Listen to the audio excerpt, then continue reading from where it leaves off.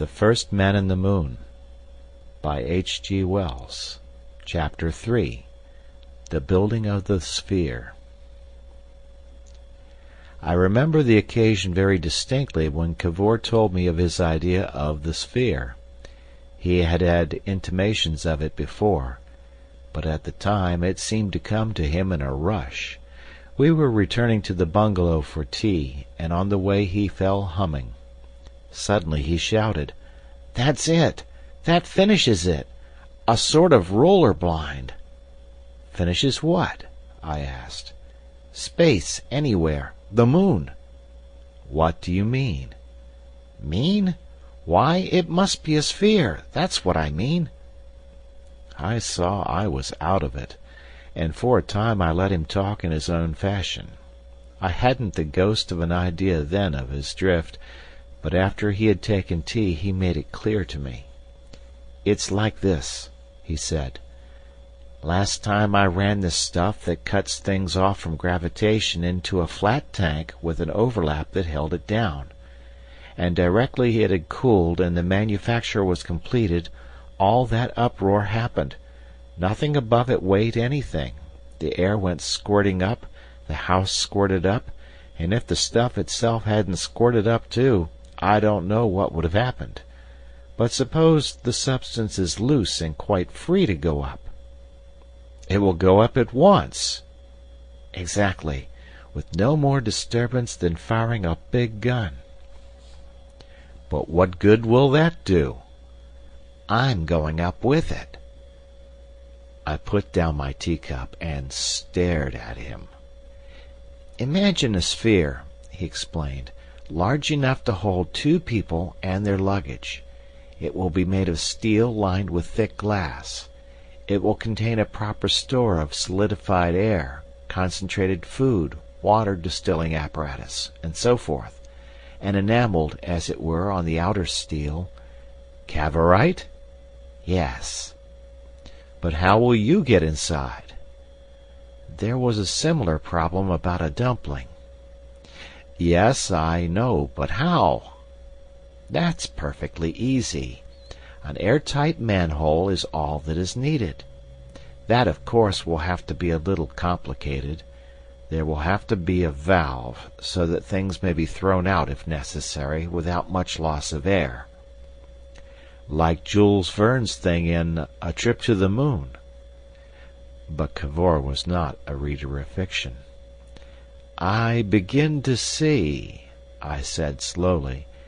"And you could get in and screw yourself up while the Cavorite was warm, and as soon as it cooled it would become impervious to gravitation, and off you would fly, at a tangent. You would go off in a straight line—" I stopped abruptly. "What is to prevent the thing travelling in a straight line into space forever?" I asked. "You're not safe to get anywhere, and if you do, how will you get back?" "I've just thought of that," said Cavor. "That's what I meant when I said the thing is finished. The inner glass sphere can be airtight, and except for the manhole, continuous, and the steel sphere can be made in sections, each section capable of rolling up after the fashion of a roller blind. These can easily be worked by springs, and released and checked by electricity conveyed by platinum wires fused through the glass. All that is merely a question of detail. So you see that except for the thickness of the blind rollers, the Cavorite exterior of the sphere will consist of windows or blinds, whichever you like to call them. Well, when all these windows or blinds are shut, no light, no heat, no gravitation, no radiant energy of any sort will get at the inside of the sphere. It will fly on through space in a straight line, as you say. But open a window, imagine one of the windows open. Then at once any heavy body that chances to be in that direction will attract us." I sat taking it in. "You see?" he said. "Oh, I see." Practically we shall be able to tack about in space just as we wish. get attracted by this and that. Oh, yes, that's clear enough, only... Well? I don't quite see what we shall do it for. It's really only jumping off the world and back again. Surely. For example, one might go to the moon. And when one got there, what would you find? We should see... Oh, consider the new knowledge. Is there air there? There may be. It's a fine idea, I said, but it strikes me as a large order all the same. The moon. I'd much rather try some smaller things first. They're out of the question, because of the air difficulty. Why not apply that idea of spring blinds, Cavorite blinds in strong steel cases, to lifting weights? It wouldn't work, he insisted. After all, to go into outer space is not so much worse, if at all, than a polar expedition. Men go on polar expeditions. Not businessmen. And besides, they get paid for polar expeditions, and if anything goes wrong there are relief parties. But this, it's just firing ourselves off the world for nothing. Call it prospecting. You'll have to call it that. One might make a book of it, perhaps, I said. I have no doubt there will be minerals, said Cavor. For example? Oh, sulfur, ores, gold perhaps, possibly new elements. Cost of carriage, I said. You know you're not a practical man. The moon's 250,000 miles away. It seems to me it wouldn't cost much to cart any weight anywhere if you packed it in a Cavorite case. I had not thought of that. Delivered free on head of purchaser, eh? It isn't as though we were confined to the moon. You mean? There's Mars, clear atmosphere, novel surroundings, exhilarating sense of lightness. It might be pleasant to go there. Is there air on Mars? Oh, yes. Seems as though you might run it as a sanatorium. By the way, how far is Mars? 200 million miles at present, said Cavor airily, and you go close by the sun. My imagination was picking itself up again. After all, I said, there's something in these things. There's travel. An extraordinary possibility came rushing into my mind. Suddenly I saw, as in a vision, the whole solar system threaded with Cavorite liners and spheres de luxe. Rights of preemption came floating into my head, planetary rights of preemption. I recalled the old Spanish monopoly in American gold. It wasn't as though it was just this planet or that. It was all of them. I stared at Cavor's rubicund face, and suddenly my imagination was leaping and dancing. I stood up. I walked up and down. My tongue was unloosened. I'm beginning to take it in, I said. I'm beginning to take it in. The transition from doubt to enthusiasm seemed to take scarcely any time at all. But this is tremendous, I cried. This is imperial. I haven't been dreaming of this sort of thing.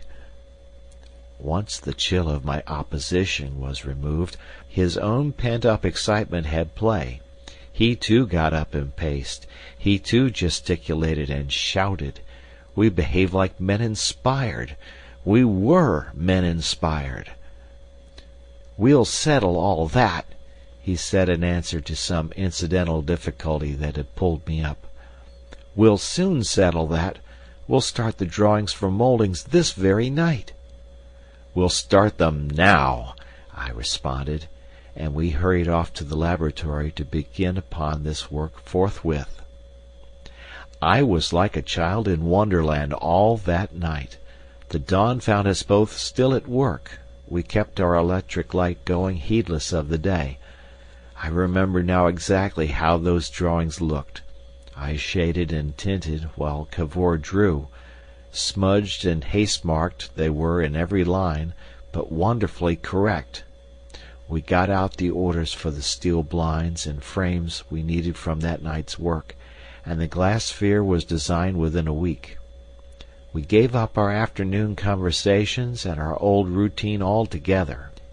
We worked, and we slept and ate when we could work no longer for hunger and fatigue. Our enthusiasm infected even our 3 men, though they had no idea what the sphere was for. Through these days the man Gibbs gave up walking, and went everywhere, even across the room, at a sort of fussy run. And it grew, the sphere. December passed. January. I spent a day with a broom sweeping a path through the snow from bungalow to laboratory. February. March. By the end of March the completion was in sight. In January had come a team of horses, a huge packing case. We had our thick glass sphere now ready, and in position under the crane we had rigged to sling it into the steel shell. All the bars and blinds of the steel shell, it was not really a spherical shell, but polyhedral, with a roller blind to each facet, had arrived by February, and the lower half was bolted together. The Cavorite was half made by March. The metallic paste had gone through 2 of the stages in its manufacture, and we had plastered quite half of it onto the steel bars and blinds. It was astonishing how closely we kept to the lines of Cavor's first inspiration in working out the scheme. When the bolting together of the sphere was finished, he proposed to remove the rough roof of the temporary laboratory in which the work was done, and build a furnace about it. So the last stage of Cavorite making, in which the paste is heated to a dull red glow in a stream of helium, would be accomplished when it was already on the sphere. And then we had to discuss and decide what provisions we were to take: compressed foods, concentrated essences, steel cylinders containing reserve oxygen, an arrangement for removing carbonic acid and waste from the air, and restoring oxygen by means of sodium peroxide, water condensers, and so forth. I remember the little heap they made in the corner, tins and rolls and boxes, convincingly matter-of-fact. It was a strenuous time, with little chance of thinking. But one day, when we were drawing near the end, an odd mood came over me. I had been bricking up the furnace all the morning, and I sat down by these possessions dead beat. Everything seemed dull and incredible. "But look here, Cavor," I said. "After all, what's it all for?" He smiled. "The thing now is to go." "The moon," I reflected. "But what do you expect? I thought the moon was a dead world." He shrugged his shoulders. "We're going to see." "Are we?" I said, and stared before me. "You are tired," he remarked. "You'd better take a walk this afternoon." "No," I said obstinately. "I'm going to finish this brickwork." And I did, and ensured myself a night of insomnia. I don't think I have ever had such a night. I had some bad times before my business collapse, but the very worst of those was sweet slumber compared to this infinity of aching wakefulness. I was suddenly in the most enormous funk at the thing we were going to do. I do not remember before that night thinking at all of the risk we were running. Now they came like that array of spectres that once beleaguered Prague, and camped around me. The strangeness of what we were about to do, the unearthliness of it, overwhelmed me. I was like a man awakened out of pleasant dreams to the most horrible surroundings. I lay, eyes wide open, and the sphere seemed to get more flimsy and feeble, and Cavor more unreal and fantastic, and the whole enterprise madder and madder every moment. I got out of bed and wandered about. I sat at the window and stared at the immensity of space. Between the stars was the void, the unfathomable darkness. I tried to recall the fragmentary knowledge of astronomy I gained in my irregular reading, but it was all too vague to furnish any idea of the things we might expect. At last I got back to bed and snatched some moments of sleep, moments of nightmare rather, in which I fell and fell and fell for evermore into the abyss of the sky. I astonished Cavor at breakfast. I told him shortly, "I'm not coming with you in the sphere." I met all his protests with a sullen persistence. "The thing's too mad," I said, "and I won't come. The thing's too mad." I would not go with him to the laboratory. I fretted about my bungalow for a time, and then took hat and stick and set out alone, I knew not whither. It chanced to be a glorious morning, a warm wind and deep blue sky, the first green of spring abroad, and multitudes of birds singing. I lunched on beef and beer in a little public-house near Elham, and startled the landlord by remarking apropos of the weather, "A man who leaves the world when days of this sort are about is a fool." "That's what I says when I heerd on it," said the landlord, and I found that for one poor soul at least this world had proved excessive, and there had been a throat-cutting. I went on with a new twist to my thoughts. In the afternoon I had a pleasant sleep in a sunny place, and went on my way refreshed. I came to a comfortable-looking inn near Canterbury. It was bright with creepers, and the landlady was a clean old woman, and took my eye. I found I had just enough money to pay for my lodging with her. I decided to stop the night there. She was a talkative body, and among many other particulars learnt she had never been to London. "Canterbury is as far as ever I've been," she said. "I'm not one of your gad-about sort." "How would you like a trip to the moon?" I cried. "I never did hold with them balloonies," she said, evidently under the impression that this was a common excursion enough. "I wouldn't go up in one, not for ever so." This struck me as being funny.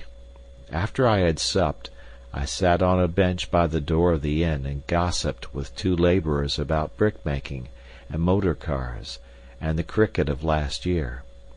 And in the sky a faint new crescent, blue and vague as a distant Alp, sank westward over the sun.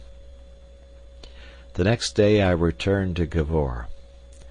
"I am coming," I said. "I've been a little out of order, that's all." That was the only time I felt any serious doubt about our enterprise. Nerves purely. After that I worked a little more carefully, and took a trudge for an hour every day. And at last, save for the heating in the furnace, our labours were at an end. End of chapter.